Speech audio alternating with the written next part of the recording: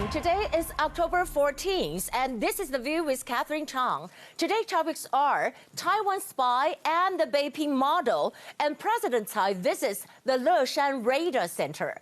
First, I want to talk about Taiwan spy and the Beiping model. I think the CCP is now adopting the so-called two-way attack strategy against Taiwan. On one hand, to announce Taiwanese spies. On the other hand, it proposes the Beiping model, 北平模式, that is directly surrender to China without fighting. I think neither of these are useful for Taiwan. Why? Here are some points.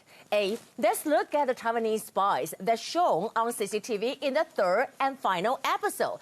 There are two Taiwanese, and they are both scholars and both considered as pro-China factions. And they are Cai Jinshu and Xi Jinping. You can see over here, and this is Cai Jinshu. He established the Eagle Media, Yichuanmei, in 2016, soliciting papers from Chinese scholars. And the other we're talking about is Xi Jinping. He's a retired professor from the National Taiwan Normal University. B, about a Beiping model, former Vice Minister of China's Taiwan Affairs Office, Wang Zaixi, proposed the Beiping model to unify both sides of the strait. And what is the Beiping model? That is to surrender without fighting. In 1949, KMT General Fu Zuoyi, who was in charge of Beiping City, surrendered to the PLA without resistance. So people called it the Beiping model. Of course, the so-called Beiping model must be accompanied by the capitulationists, 投降主义者. And who are the capitulationists? In Taiwan, I think it includes former President Ma Ying-jeou. He keeps supporting the 92 consensus, and the former Army Commander-in-Chief Chen Ting-chong, who said that Taiwan's combat capabilities are close to none. C. Wang Zaixi also pointed out several political parties that can cooperate with the CCP. We're talking about including the new party, Xindang, the KMT, Kuomintang, and the even Taipei Mayor Ko-wen-je's Taiwan People's Party, Minzhongdang. In other words, Taiwan, we're talking about that, Taipei Mayor Ko-wen-je might be considered as a cooperative partner by the CCP.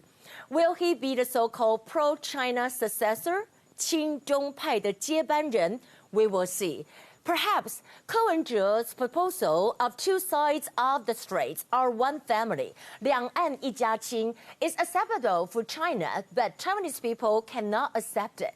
If Ko-wen-je joined the 2024 presidential election, I think he might lose it to the DPP candidate. Second issue I want to talk about, President Tsai visits the Leshan Radar Center. Coincidentally, Xi Jinping also visited the military center in Guangdong yesterday. We're talking about that. Let's see. First, about Leshan Radar Center. It's located in a high mountain at an altitude of 2,620 meters in Hsinchu County. In particular, President Tsai took a 2-hour car ride up to the mountain to send her appreciation to the officers and soldiers. And you can see that she became a deliverer. Why? Because she brought the spicy hot pot for them. It's what we call 麻辣锅. Well, it includes the spicy hot pot, including tofu, duck blood, and meat. And the soup is very spicy and very delicious. B, I want to talk about Xi Jinping. He went to the Chaoshan region to visit the Marine Corps. And this is Xi Jinping with the soldiers. And actually, we know that Xi Jinping delivered a speech in a ceremony on the 14th anniversary of the Shenzhen Economic Zone. However, we can see that he was coughing all the time. Well, unlike Xi Jinping, President Tsai always encourages everyone in the warm way. We can see that this is President Tsai with the soldiers yesterday, and it's really warm, right? And also, this is with them, with what? With the okay hand gestures to everyone. And that is really cute. Okay, Here are the top stories. Today we have 0 confirmed cases. First, let's look at the so-called Taiwanese spy by China. CCTV announced China caught another 2 Taiwanese spies. And the first one is Cai Jinshu. CCTV said that since he had a study in the mainland, Cai has been involved in cross-Strait exchanges since the 1990s. He was found to have provided intelligence on more than 50 mainland personnel to Taiwan intelligence agents. Cai Jinshu was sentenced for 4 years in prison for spying in July.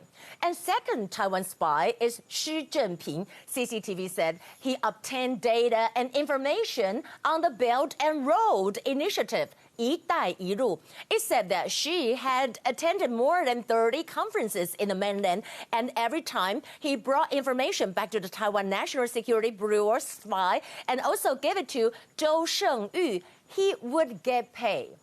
We know that Cai Jinshu made a confession in front of the camera, which is kind of sad for every person to see that. And he said, I was used by the Taiwan Military Intelligence Bureau to commit acts that danger and endanger the national security of mainland China. And he said he was regret it very much. However, Taiwan Mainland Affairs Council rebutted China back. Spokesperson Chiu Chui-jen said that we condemn the harsh behavior of the Beijing authorities in attempting to interfere with Taiwanese society and intimidate Taiwanese. We also remind the public that the participation in cross-strait exchanges will bring potential risk.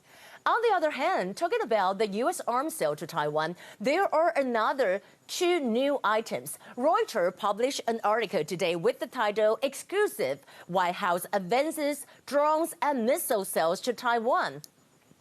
The pre-notifications were for, first, General Atomics MQ-9 Reaper, and second, land-based Harpoon anti-ship missiles made by Boeing Company to serve as a coastal defense cruise missiles. Well, I think the range of the anti-ship missiles can reach around to 250 kilometers. It might be deployed in Penghu in the future, and the attack range will reach to the China coastal province of Fujian and Zhejiang. However, China slammed U.S. arms sales to Taiwan, and China Foreign Minister spokesperson Zhao Lijian said that China urges the U.S. to side immediately cancel all arms sales planned to Taiwan and military ties between the U.S. and Taiwan. China will make a legitimate and necessary reactions. But the U.S. fought back China's condemnation, and it said that Washington considers it as an important democratic output and is required by law to provide weapons to Taiwan with the means to defend. On the other hand, Japan Media Yukan Fuji, 细看富士, published an article and said that the PLA, the People's Liberation Army, determined to use force to invade Taiwan. And it said that Xi Jinping is expected to use force to take over Taiwan during the U.S. presidential elections. And the date is between October 26th to November 5th, with the code name X Day.